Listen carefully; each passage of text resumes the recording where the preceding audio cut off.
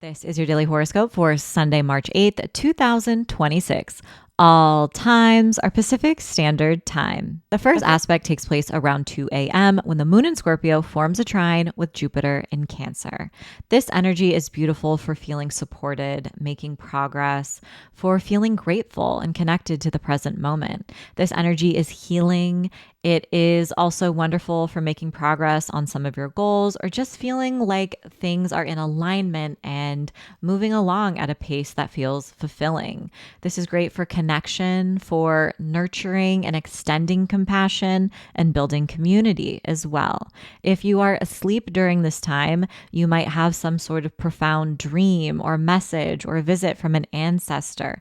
Definitely pay attention to the signs and synchronicities that are popping up in your waking life and your dreams around this time. Now, around 4 a.m., the moon in Scorpio forms a trine with Mercury retrograde in Pisces.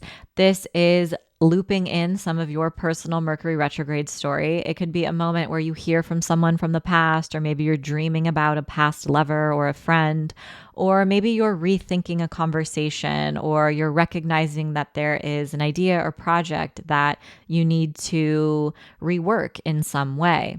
This can also be a busy time for communication, for turning back to old ideas and picking them up again, or studying something that you used to enjoy, or reuniting with a friend or someone who you've lost touch with as well. Now, around 7 a.m., Venus in Aries forms a conjunction with Saturn in Aries. This is taking place at 2 degrees. So if you have any planets or placements around 2 degrees of Aries, Cancer, Libra, or Capricorn, you'll feel the effects of this the most intensely. Venus is a planet of connection, relationships, personal values, creativity, and finances. Saturn is a planet of limits, responsibility, restriction, challenges, but also dedication.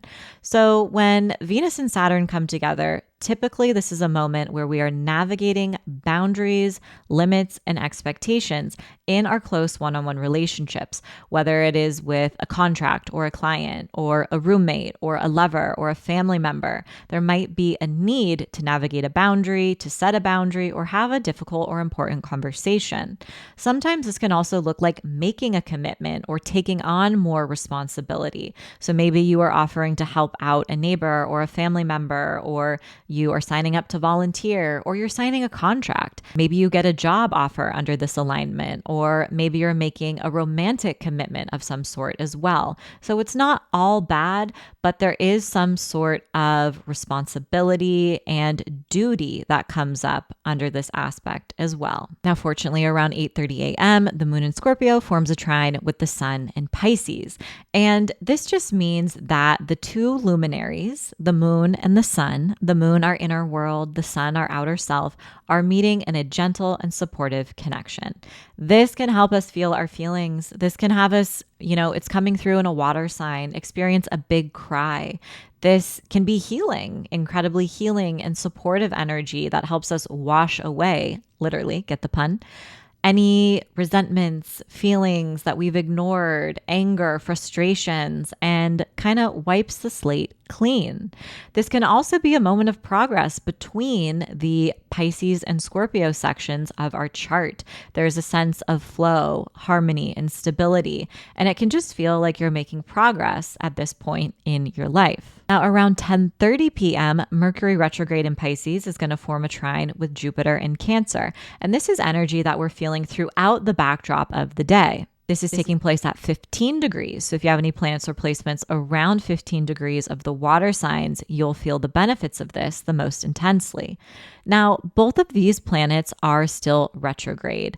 So there is a uniting of Mercury, the mind, our ideas, communication, Jupiter, support, our faith, our hope, our wisdom, coming together, but also a need to revisit, reflect, retool. So maybe there's a conversation that took place last month, a couple weeks ago, that we're returning to, and we're coming up with a solution, or we're making progress in some way.